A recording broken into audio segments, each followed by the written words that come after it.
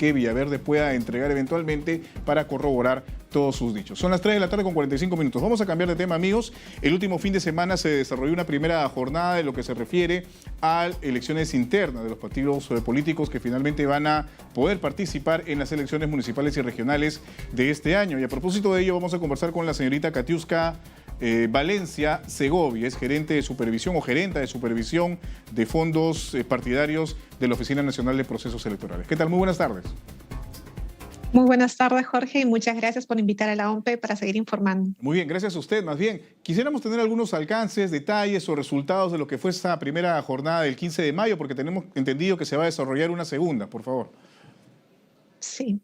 Bien, la jornada que llevamos a cabo el 15 de mayo fue organizada por la OMPE respetando absolutamente todos los protocolos y las buenas prácticas que ya hemos vivido en las elecciones internas para las elecciones generales 2021 y en las mismas elecciones generales 2021.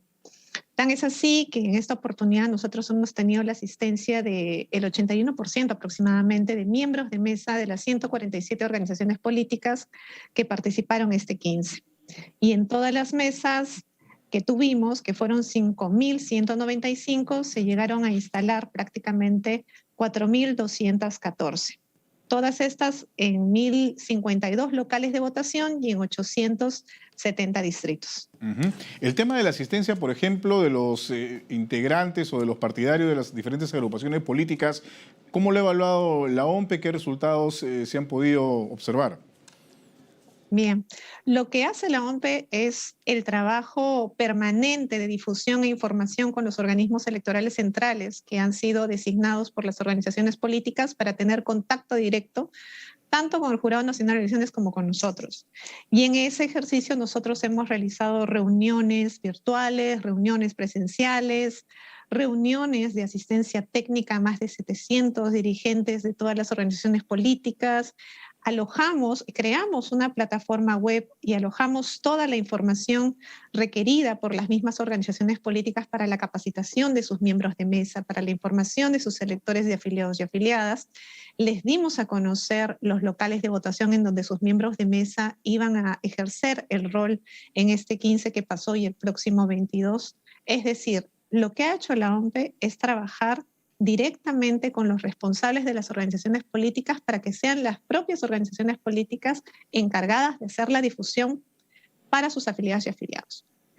Aún con ello, efectivamente, hemos tenido una participación de más o menos entre el 9 y el 10%, participación que se va actualizando permanentemente en nuestra plataforma porque vale la pena recordarle a la ciudadanía que todavía estamos replegando material electoral de algunas provincias muy lejanas, ¿no? Que pueden hacer un cambio pequeño, pero vale la pena recordar para que sepan que esta información se está moviendo y se está actualizando.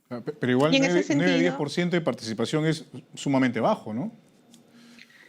En la línea de considerar la cantidad de afiliados y afiliadas que tiene cada organización política, podríamos señalar ello. Sin embargo, vuelvo a insistir, que desde nuestro trabajo como organismo encargado de organizar y ejecutar los procesos electorales, hemos cumplido con nuestra labor, tratando de incentivar a todas las organizaciones políticas y obviamente a través de sus organismos electorales centrales la necesidad de instar a todos sus afiliados y afiliados a poder acercarse a los locales de votación a cumplir con su deber.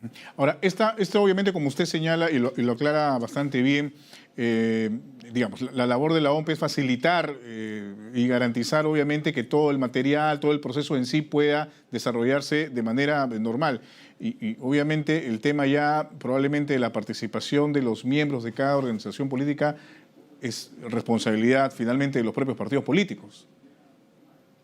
Así es. Entendemos que tienen algunas dificultades, algunas organizaciones políticas, sin embargo, todas han recibido información de la OMPE para poder hacer la difusión en su momento y también invitarlos a ellos en todo momento a que utilicen sus plataformas de las organizaciones políticas para poder informar a la ciudadanía en general, ¿no? Porque además de ser una elección, obviamente, para las propias organizaciones políticas, la ciudadanía debía estar informada de este proceso democrático.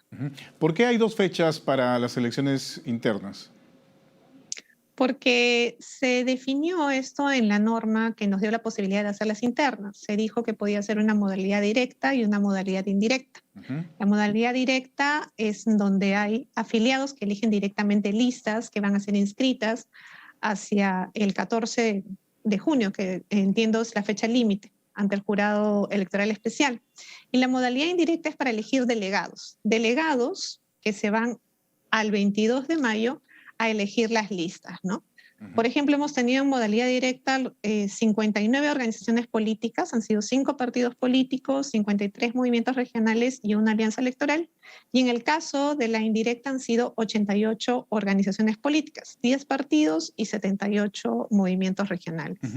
En estos procesos, bueno, el del pasado domingo 15 de mayo y el que viene en esta semana, no se ha utilizado el voto electrónico. No, el voto electrónico no es un mecanismo para implementar en estos procesos de elección. Estamos trabajando, nosotros insistimos en la búsqueda de auditorías para poder garantizar hacia las organizaciones políticas y la ciudadanía la tranquilidad de la auditoría, de todos los códigos fuentes y, en fin, y de todas las etapas que significa la organización de esa herramienta. Ni tampoco en las elecciones propiamente ya municipales y regionales. No va a haber voto electrónico, no se va a utilizar. No. No, lo que nosotros hemos implementado y sí podemos compartir es la solución tecnológica de asistencia al escrutinio.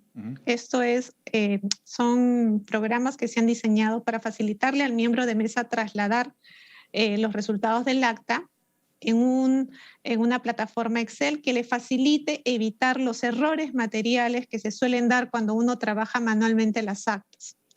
Para la elección de octubre, nosotros estamos implementando poco más de 5.000 mesas de sufragio con esta solución tecnológica para facilitarle el trabajo a los miembros de mesa y poder minimizar el número de actas observadas que lamentablemente se suelen dar por la premura a veces de los miembros de mesa de salir rápidamente del escrutinio, ¿no? En cuanto a los protocolos sanitarios que se han establecido para estas elecciones, por ejemplo, el último domingo se dio a conocer el caso del congresista Muñante, que acudió a un local de votación y bueno, se le dijo que debía presentar su carnet con su esquema de vacunación por lo menos hasta la 3ª dosis. ¿Esto va a permanecer así? ¿Se va a evaluar en algún momento si es que puede variar? ¿Se puede dar alguna alternativa, por ejemplo, de instalar mesas, no sé, en espacios abiertos dentro de las propias instituciones educativas? ¿Qué se va a hacer al respecto? Bien, nosotros hemos adoptado un protocolo a razón de un lineamiento y una política de Estado en salud que se ha vivido en el país y en el mundo entero por la pandemia. Y es en cumplimiento a ese lineamiento que instamos a todas las organizaciones políticas en todas las asistencias técnicas que hemos tenido de informar a sus afiliados y afiliadas de esta medida.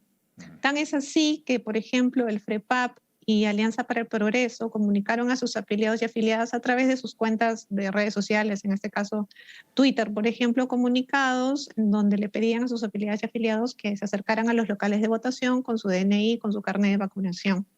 Entonces, lo que hace OMPE es respetar esos lineamientos que se dan en un marco de cuidado de salud de la población. Somos una comunidad. No respondemos a temas individuales propiamente y tenemos que cumplir con lo que nos dictan los lineamientos, en este caso de medidas de salud muy importantes porque la pandemia aún no ha terminado. Si eventualmente en el análisis y en la evaluación, obviamente, de la política que va a hacer el Estado sobre este tema, considera que ya no es necesario, pues la OMPE simplemente va a tomar y actualizar los protocolos para ese propósito, ¿no? Claro. Le consultaba esto porque uno de los argumentos que se han esgrimido a propósito de lo que ocurrió con este parlamentario es que no se puede suprimir el derecho a voto por este tipo de protocolos, digamos, que se entiende perfectamente que estamos en una pandemia, eso es innegable, pero había este argumento que no se podía suprimir este derecho. Por eso yo le consultaba si es que a raíz de estos casos que se han dado se pueden evaluar eventualmente la instalación de mesas en espacios abiertos, no sé. No se ha evaluado eso entonces. Lo que se trata de garantizar es la seguridad total de los ambientes en donde se organiza la elección. Si bien para el momento de las elecciones generales nosotros habilitamos locales de votación en ambientes abiertos, fue porque todavía no se estudiaba o todavía no se tenía la información de parte del sector salud sobre la certeza del nivel de contagio o la rapidez del contagio, ¿no? Entonces, en esa medida, OMPE cambia su estrategia y va hacia ambientes abiertos. Pero también hay riesgos de tener ambientes abiertos, usted sabrá, porque hay lugares en donde hay conflictividad electoral, hay lugares en donde los temas climatológicos pueden afectar el material electoral. Entonces, se procura contar con locales cerrados para garantizar esa seguridad del material, del personal, la tranquilidad del proceso. Y aún con ello, nosotros hemos mantenido la ampliación de locales de votación porque lo que hemos considerado es, con pandemia o sin pandemia, garantizarle un mejor servicio a todos los electores y a las electoras con el distanciamiento. Entonces, es una medida que no estamos cambiando en ese sentido y ahora estamos garantizando volver a tener y darle mayor seguridad a los ambientes, a los recintos electorales en donde los ciudadanos y ciudadanas van a acudir a votar el próximo 2 de octubre. Sin duda. La OMPE ha implementado o está implementando estas modificaciones que planteó o que aprobó el Congreso de la República, por ejemplo, en temas que tienen que ver con multas o sanciones para candidatos que incumplan la ley electoral. En la medida que se promulgue la norma, nosotros inmediatamente vamos a actualizar nuestro reglamento y vamos a comenzar a trabajar ese tema. Siempre que esto esté promulgado, ¿no? En tanto, nosotros seguimos trabajando con las normas vigentes e informando a los candidatos y a las candidatas sobre este tipo de sanciones que se dan producto de los procedimientos administrativos por no presentar sus informes de ingresos y gastos de campaña. Que esa es otra etapa también, aprovecho, Jorge, y gracias por tocarme el tema. Vamos a comenzar a difundir muchísimo en sesiones de capacitación y con una herramienta nueva, bueno, una herramienta mejorada, que es la plataforma Claridad, para que dentro de la misma plataforma todos los candidatos y las candidatas puedan presentar sus informes de ingresos y gastos de campaña y la información pueda estar en línea y conocida rápidamente por la ciudadanía. Entonces, ya este tipo de sesiones de información a candidatos y candidatas que van a ir a participar para el octubre próximo va a estar a disposición y evitemos este tipo de sanciones porque esto es solo responsabilidad de candidatos y candidatas. Claro, pero ¿cuál es la evaluación que hace la Oficina Nacional de Procesos Electorales sobre esta decisión que ha tomado el Congreso de la República? Porque finalmente se disminuyen, digamos, algunas sanciones, ¿no? Respecto precisamente a infracciones en procesos electorales, como usted ha señalado. Nosotros emitimos opinión como el organismo que tiene la competencia para la supervisión de fondos partidarios, en su momento la Comisión de Constitución. Hicimos una evaluación, ciertamente, de las sanciones que se estaban consignando, que eran altísimas en algunos casos, e impagables, incobrables, porque estábamos hablando de candidatos de pronto, Jorge, que estaban en distritos, en provincias muy alejadas y que cuando llegábamos incluso a notificarles el procedimiento administrativo sancionador, no se encontraban ya las personas viviendo en esa localidad. Entonces, la OMPE seguía generando un gasto administrativo impresionante para una situación que de repente no concluía favorablemente.